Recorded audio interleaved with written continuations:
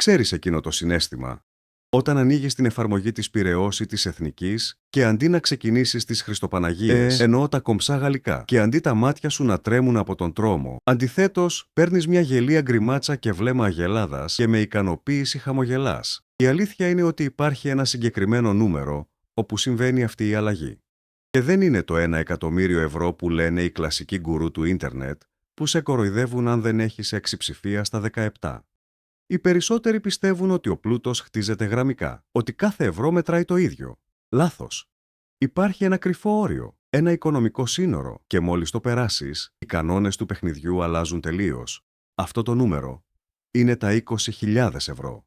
Σκέψου το χτίσιμο της περιουσίας, σαν να σπρώχνεις έναν τεράστιο βράχο σε έναν λόφο ή τη χοντρή πεθερά σου. Στην αρχή είναι σκέτη κόλαση. Υδρώνεις, κουράζεσαι και νιώθεις ότι δεν κινείσαι καθόλου. Αυτή είναι η φάση από το 0 μέχρι τα 20.000. Εδώ παλεύεις με τη βαρύτητα, παλεύεις με τα έξοδα επιβίωσης, αλλά μόλις φτάσεις στην κορυφή, κάτι μαγικό συμβαίνει. Ο βράχος αρχίζει να κυλάει μόνος του. Τα 20.000 ευρώ είναι αυτή η κορυφή. Πριν από αυτό, δουλεύεις εσύ για τα χρήματα. Μετά από αυτό, η βαρύτητα, δηλαδή ο ανατοκισμός μιας συντηρητικής επένδυσης, όπως ένα ETF με απόδοση 8 έως 10%, αρχίζει να δουλεύει για σένα. Και δεν είναι μόνο τα μαθηματικά. Είναι το τι συμβαίνει μέσα στο κεφάλι σου. Όταν δεν έχεις καθόλου χρήματα στην άκρη, ο εγκέφαλός σου λειτουργεί σε mode επιβίωσης. Κάθε απόφαση βασίζεται στον φόβο. Δέχεσαι εκείνη την απέσια δουλειά από έναν μαλάκα γιατί πρέπει. Ανέχεσαι καταστάσεις γιατί φοβάσαι. Όταν όμως έχεις 20.000 στην άκρη, ο φόβος εξαφανίζεται. Ξαφνικά δεν σκέφτεσαι πώς θα βγάλω τον μήνα, αλλά πώς θα μεγαλώσω αυτά τα χρήματα. Από εκεί που έπαιζες άμυνα, αρχίζεις να παίζεις επίθεση. Ας μιλήσουμε με αριθμούς. Ας πούμε ότι στέριωσες σε μια σταθερή δουλεία, με ένα αξιοπρεπές εργασιακό περιβάλλον και ότι καταφέρνεις να αποταμιεύεις 200 ευρώ το μήνα. Για να φτάσεις στα πρώτα σου 20.000, θα χρειαστείς περίπου 8 χρόνια σκληρής πειθαρχίας. Είναι δύσκολο. Οι περισσότεροι τα παρατάνε εδώ και ότι μάζεψαν πάει σε μπουζούκια και χαμετυπία. Αλλά για να πας από τα 20.000 στα 40.000 δεν θα χρειαστείς τον ίδιο χρόνο. Γιατί τώρα τα πρώτα σου 20.000 δουλεύουν κι αυτά. Αν τα έχεις επενδύσει σωστά, γεννούν παιδιά. Όχι με τη διαδικασία του τοκετού που περιλαμβάνει νηστέρια και μαλακίες, αλλά πραγματική συσσόρευση πλούτου μέσω του ανατοκισμού. Το δεύτερο 20 έρχεται πάντα πιο γρήγορα. Το τρίτο ακόμα πιο γρήγορα.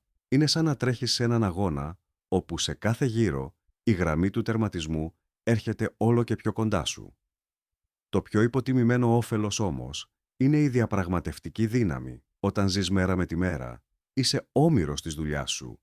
Όταν έχεις 20.000 ευρώ στην τράπεζα, έχεις αυτό που οι Αμερικάνοι λένε walking away power. Σκέψου ότι ένα 10% ετησίως στα 20.000 ευρώ είναι 2.000 ευρώ έξτρα που δεν δούλεψες, δεν περίμενες, δεν υπολόγισες, δεν κόπιασες για αυτά. Και το πιο σημαντικό, αποταμίευσες με τον ίδιο ρυθμό και την ίδια συχνότητα και στο τέλος, λόγω του ανατοκισμού, γέμισες το σακούλι σου με πολλά περισσότερα από όσα έβαλες αρχικά. Πλέον, μπορείς να ζητήσεις την πολυπόθητη αύξηση. Μπορείς να πεις όχι σε παράλογες απαιτήσεις. Μπορείς να ψάξεις για κάτι καλύτερο χωρίς το άγχος της πείνας. Και το ηρωνικό, όταν δεν εκπέμπεις απελπισία, συνήθως παίρνεις την αύξηση και τον σεβασμό που ζητάς. Εδώ όμως είναι που οι περισσότεροι την πατάνε. Φτάνουν τα 20.000, νιώθουν πλούσιοι και τι κάνουν? Τα δίνουν προκαταβολή για ένα ακριβό αυτοκίνητο. Η μεγαλύτερη αυτοκτονία πλούτου που μπορείς να κάνεις. Κυριολεκτικά, και εφόσον δει αυτό το βίντεο, μην το κάνεις. Αυτά τα 20.000 δεν είναι για ξόδεμα.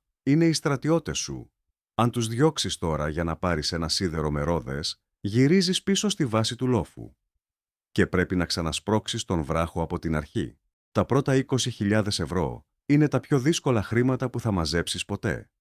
Είναι σκληρό, βαρετό και θέλει θυσίες. Αλλά μόλις τα φτάσεις, σου υπόσχομαι ένα πράγμα. Η ζωή γίνεται πιο εύκολη, πιο ήρεμη και πολύ πιο ελεύθερη. Ξεκίνα να σπρώχνεις τον βράχο σήμερα, αν θες να μάθεις πώς να φτάσεις εκεί πιο γρήγορα, χωρίς μαλακίες, τεχνάσματα, κόρσεις και πίπες, αλλά μόνο με απλά μαθηματικά, creative ιδέες και μια όμορφη animated επεξηγηματική και καυστική ανάλυση. Κάνε εγγραφή και δες το επόμενο βίντεο. Ήμουν ο Μίτσος και θα τα πούμε σύντομα.